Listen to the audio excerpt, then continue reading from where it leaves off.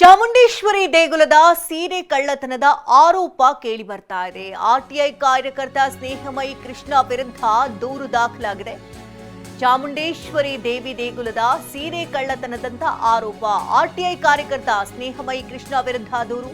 Krishnaraja police ಠಾಣೆಗೆ ದೂರನ್ನ ಸಲ್ಲಿಸಿದ್ದಾರೆ.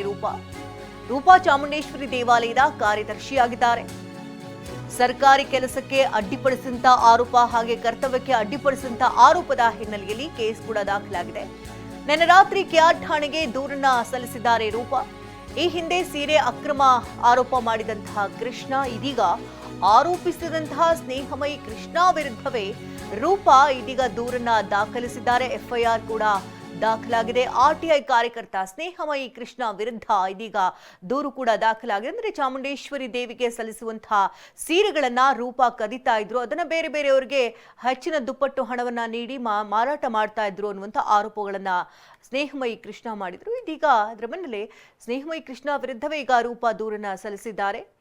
ಸರ್ಕಾರಿ ಕೆಲಸಕ್ಕೆ ಅಡ್ಡಿಪಡಿಸ್ತಾರೆ, ಕರ್ತವ್ಯಕ್ಕೆ ಅಡ್ಡಿಪಡಿಸುತ್ತಿದ್ದಾರೆ ಎನ್ನುವಂಥ ಆರೋಪದ ಹಿನ್ನೆಲೆಯಲ್ಲಿ ನಿನ್ನೆ ರಾತ್ರಿ ಕೆಆರ್ ಠಾಣೆಗೆ ದೂರನ್ನ ಸಲ್ಲಿಸಿದ್ದಾರೆ ರೂಪಾ. ಈ ಹಿಂದೆ ಸೀರೆಯನ್ನ ಅಕ್ರಮ ಮಾಡಿದಂತಹ ಆರೋಪವನ್ನ ಕೃಷ್ಣ ರೂಪಾ ವಿರುದ್ಧ ಮಾಡಿದ್ರು. ಇದೀಗ ರೂಪಾ ಕೃಷ್ಣ ವಿರುದ್ಧವೇ ದೂರನ್ನ ದಾಖಲಿಸಿದ್ದು ಎಫ್ಐಆರ್ ಕೂಡ ದಾಖಲಾಗಿದೆ.